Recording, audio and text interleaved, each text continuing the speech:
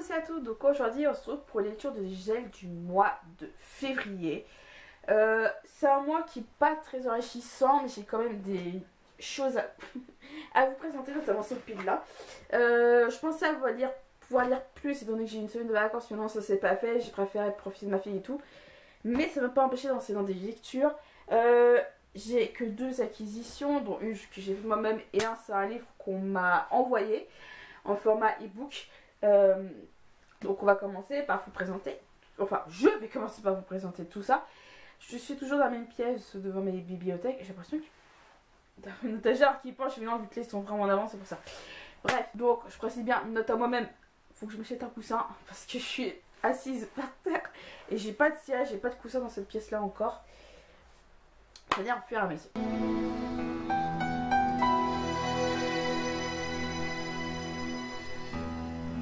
Dans les livres lus et non chroniqués, en tout cas pour l'instant, les chroniques, en tout cas pour une, la chronique elle est en ligne et l'autre faut que je la prépare.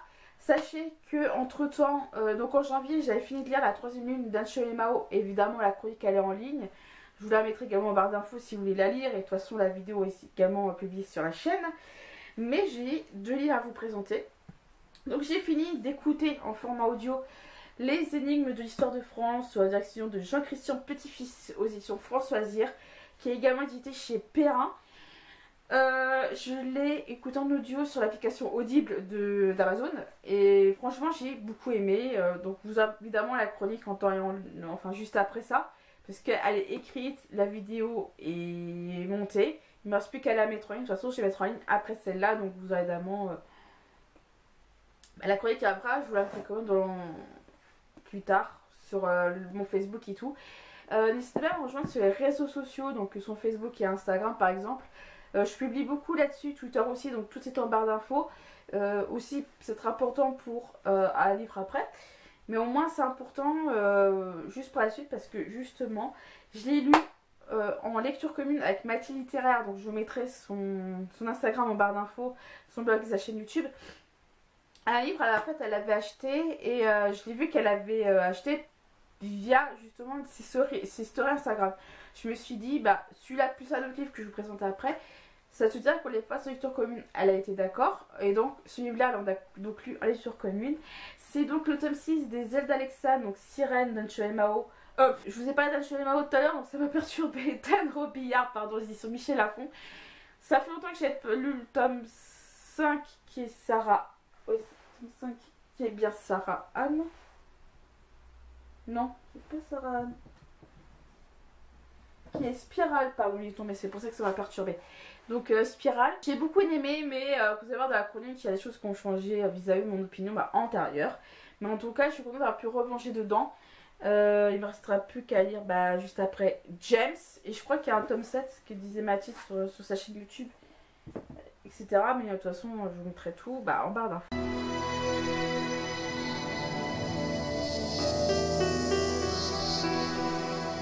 En acquisition, j'en ai que 2. En acquisition, j'en ai que 2. Alors oui, je vous montre mon portable, mais bon, ça, je vous expliquerai très après.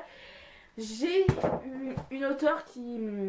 Donc comme je disais, parce que j'ai eu un souci, j'ai une auteure qui m'a contacté via ma page Facebook en me disant voilà... En plus, le bouquin, je les ai chroniqué il y a 3 ans à peu près, le dernier tome d'une trilogie.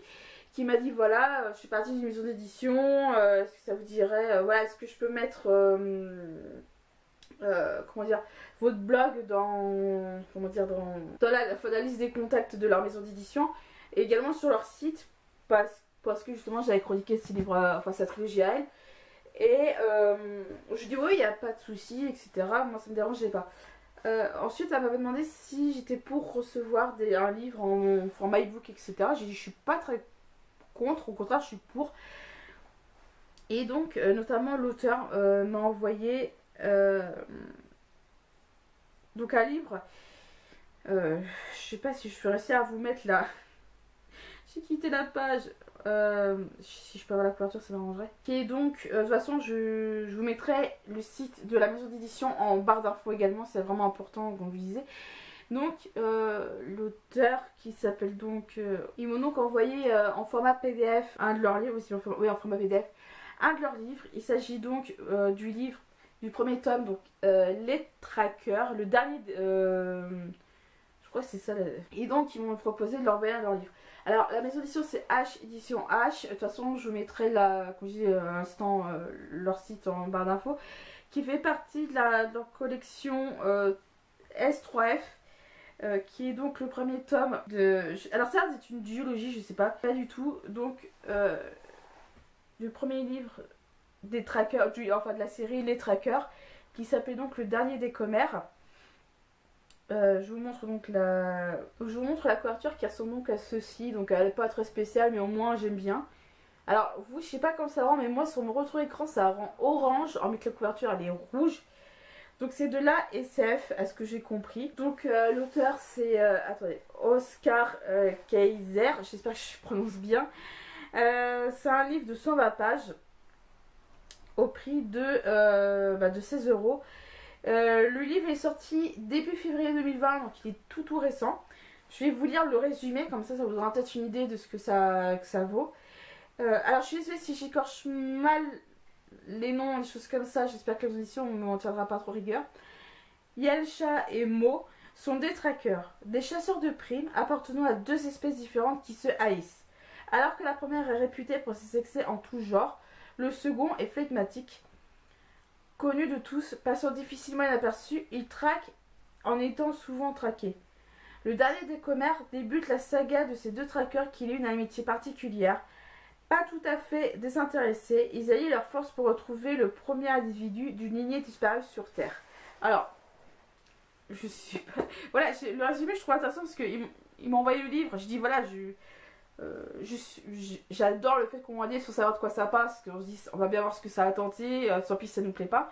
Mais là j'ai trouvé vraiment intéressant que ce soit une petite maison d'édition, donc qui est originaire de Normandie, qui me l'envoie.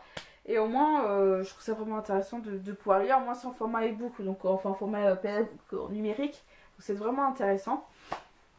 Je vais kiffer couper cette partie parce qu'il va y avoir pas mal de blanc.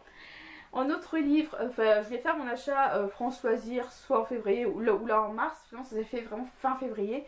Parce que j'avais reçu un service de France Loisirs me disant que, vous savez que je suis partie du club France Loisirs. C'était vraiment le dernier week-end de février, donc le 27-28, 28 parce qu'il y a eu 29 jours cette année en 2019, 29 jours au mois de février en 2019 cette année, en 2020 pardon, je suis perdue, on est en 2020, donc en février 2020 il y a donc eu 29 jours et pas 28, donc le 28-29 février et le 1er mars, nos points fidélité étaient multipliés par 2, c'est-à-dire que si on achetait surtout un livre prix club, on recevait pas 10 points mais 20. Et donc c'est ce que j'ai en profité d'avoir 20 points. Donc en plus eu récemment le catalogue. Donc c'est un livre qu'en plus j'avais mis dans ce que je voulais et je l'ai pu pas trouver. Ce qui me plaisait. C'est donc Vauban Compromis. Une nouvelle enquête de Giraud le Bail par Gérard Hubert Richoux. Donc sur France Loisirs. J'adore la couverture, franchement. Je vais vous lire le résumé parce que je pense que j'arriverai pas moi à l'expliquer. En cet été 1681, le marquis de Vauban, commissaire des fortifications, se trouve en l'île de Ré afin d'agrandir et renforcer l'enceinte de Saint-Martin sur ordre de Louis XIV. Puis il galope surveiller l'avancée des travaux de Maubeuge pour finir l'année à Strasbourg, à peine reconquise. Le pouvoir se trouvait partout, il doit déléguer car il est confronté aux révoltes des aristocrates locaux, qui n'entendent pas être expropriés d'une partie de leurs terres, et aux exactions d'entrepreneurs filous qui cherchent à en tirer une partie religieuse de ces petits gens. Alors, pour remettre un peu d'ordre dans l'île, Vauban sollicite le concours du commissaire Géraud Laveille auprès de Monsieur de la Reynie. Mais la vie du commissaire est sur le point d'être bouleversée. Lisa, sa compagne, est enceinte et devrait accoucher sous peu. Il ne peut manquer à sa parole ni abandonner Lisa, seule dans la capitale. Réussira-t-il à cette mission auprès de Vauban? En quoi cette naissance va-t-elle changer la vie du célibataire le plus endurci de la maréchaussée? Voilà, donc je trouve ça vraiment intéressant parce que l'Ordre de Louis XIV, c'est pas vraiment ma tasse de thé. Pour ceux qui ne le savent pas, je suis très Révolution française, c'est ma part d'histoire favorite. Mais en tout cas, j'ai bien de le tenter. Il y a donc à la bibliothèque Blanche ici. Donc c'est parce que pour moi c'est un peu un roman, un thriller historique. Enfin vraiment c'est vraiment très historique, tout ça ira ici, ça tombe bien. Et en tout cas, je pense qu'il est très bien, parce que la couverture, je l'aime beaucoup. Je trouve que le retour écran ne rend pas hommage à la couverture. Mais en tout cas, j'ai vraiment hâte.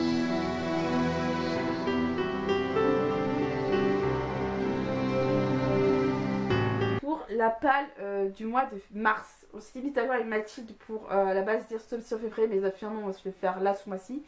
C'est donc le retour de l'Oiseau tonnerre tome 1, l'éveil d'Anne Robillard chez Michel Lafon.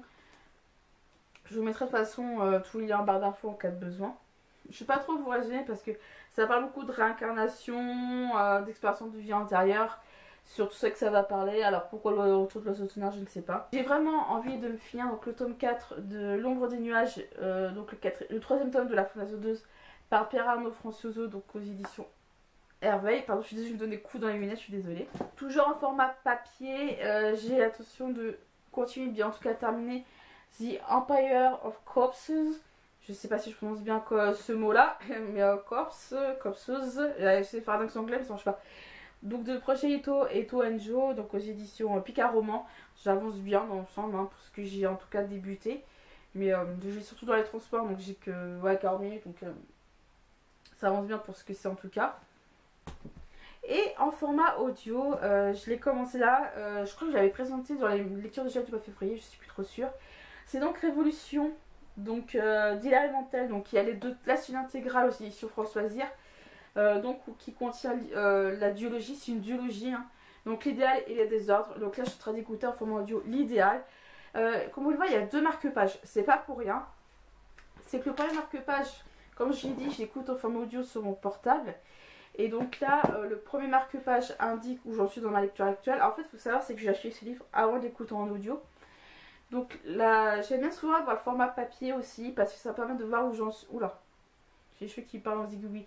D'un marque-page, il faut savoir où j'en suis visuellement dans ma lecture. Et là, je suis persuadée d'avoir pas mal avancé en audio, mais non. Ça équivaut à 87 pages sur pratiquement 500 que compte le premier tome.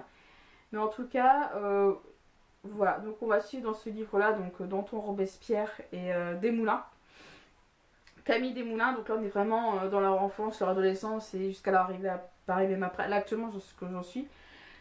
J'ai trouvé Danton un peu... Enfin, le passé Danton un peu effacé. J'ai vraiment l'impression de ce que je pourrais écouter et d'où j'en suis dans ma lecture que Danton était mis un peu de côté. Qu'on était beaucoup plus concentré sur Desmoulins et Robespierre. Après, comme je dis, j'en suis qu'à même pas 100 pages, à 87 pages, donc peut-être que ça a bougé entre temps.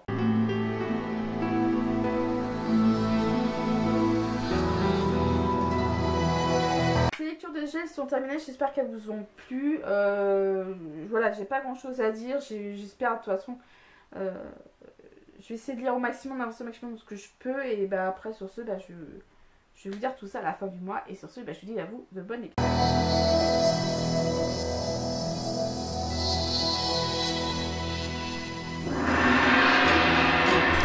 The Priory of Zion holds the great secret.